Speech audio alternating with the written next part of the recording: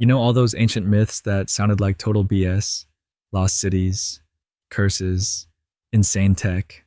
Yeah, turns out some of them were real. Like archaeologists found it under the ground reel. Welcome to the countdown of historical myths that weren't just stoner stories from 13,000 years ago. They were facts in disguise. Let's go blow some holes in your history class. Number 10, the city that sank and wasn't Atlantis. Atlantis is still MIA, but Heracleion totally real, underwater, and full of ancient Egyptian bling. Historians shrugged it off for centuries. It was mentioned in old texts, Herodotus-style ramblings, but no one could find it until 2000 when underwater archaeologists were like, guys, we found a literal city chilling in the Mediterranean. Temples, stone statues, shipwrecks, even gold coins just vibing 30 feet below the surface. It sank around the 2nd century BCE, thanks to soil liquefaction. Basically, the ground melted into sludge during an earthquake, which, not great for city planning. Science once laughed it off. Now it's cataloging the sunken gift shop. Number 9, Viking America wasn't a drunk theory. Way before Columbus discovered a continent people already lived on, the Vikings were out here doing Viking things. Yeah, horned helmet bros with boats and an attitude. For years, the idea sounded like medieval fanfiction. Then came L'Anse aux Meadows, Newfoundland. Clear Viking artifacts, longhouses, carbon-dated fire pits. Boom. Norse fingerprints. Circa the year 1000.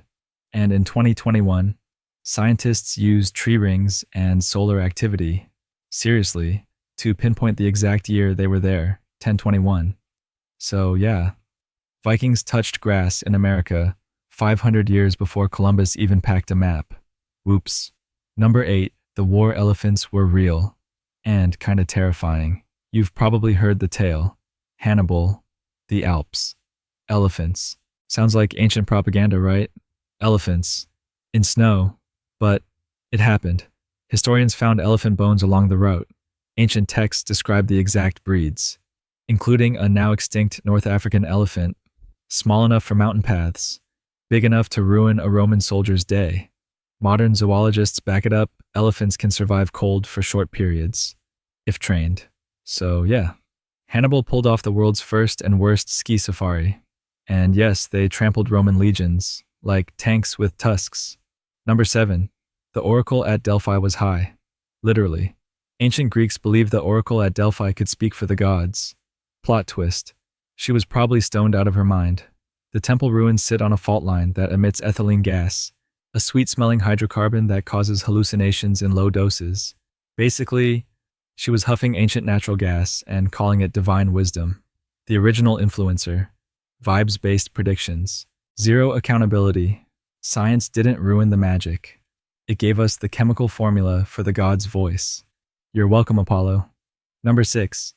The dancing plague wasn't just a vibe. In 1518 Strasbourg, people started dancing in the streets. At first cute, then weird, then fatal. Dozens, maybe hundreds danced for days. No music, no TikTok, just full-on medieval cardio, until some literally dropped dead from exhaustion. Sounds like a parable about the dangers of EDM. Nope.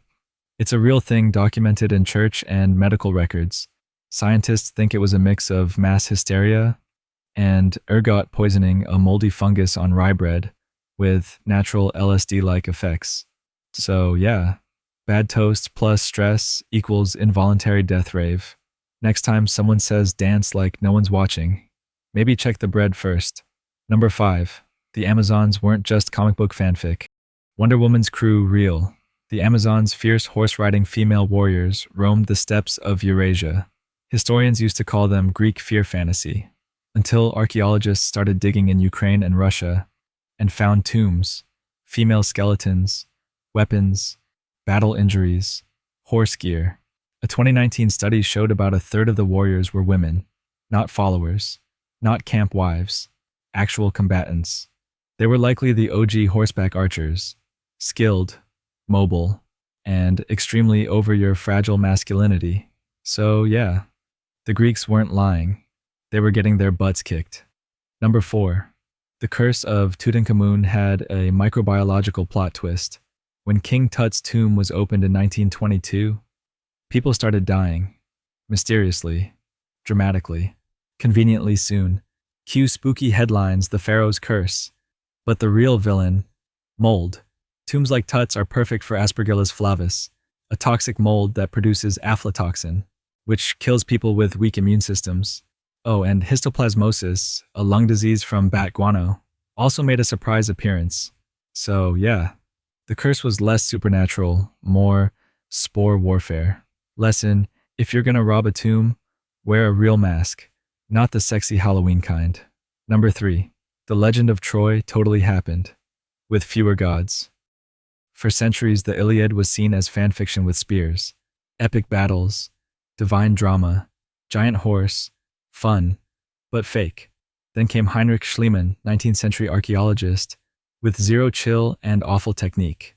In the 1870s, he dug up Troy, modern-day Turkey, layers of cities, burned walls, smashed gates, and one of those layers matches the Iliad's timeline.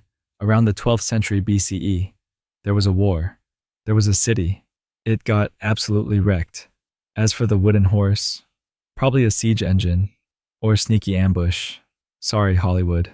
Number 2, the Great Fire of Rome wasn't just Nero being extra. You've heard the story. Nero played the fiddle while Rome burned in 64 CE. Except, fiddles didn't exist yet. Still, Nero gets blamed for torching his own empire to build his mega palace. Worst landlord of the ancient world. Modern historians say he didn't start the fire, but he sure didn't let a crisis go to waste. The fire likely began in a shop near the Circus Maximus flammable goods, awful building codes, a city made of kindling and hope, and Nero showed up with blueprints. His Domus Aurea golden house rose from the ashes, with a rotating dining room, like an ancient Vegas casino, but weirder. So no, he didn't fiddle, but he might have hummed while hiring contractors. Number 1, ancient brain surgery was a thing, and it sometimes worked. We assume ancient people didn't know medicine. No anesthesia, no sterilization, just vibes. And yet, they performed brain surgery. It's called trepanation drilling, or scraping a hole into someone's skull. Archaeologists have found thousands of skulls in Peru, Siberia, Europe, with surgical holes. Many showed healing, meaning they survived. These surgeries go back 7,000 years, before writing, before the wheel. But Neolithic dude with sharp rock figured out how to relieve skull pressure without killing the patient, maybe to treat trauma, maybe to let out evil spirits. Either way, survival rates in some cultures were over 70%, better than some Civil War hospitals. So yeah, ancient medicine wasn't just herbs and prayers, it was hands-on neurosurgery, with rocks. If your brain made it this far without gaslighting you again, consider liking, subscribing, or dropping your own weird historical fact in the comments, preferably one that hasn't been debunked yet. That's it for now. More weird history coming soon. Subscribe if you don't want to miss it.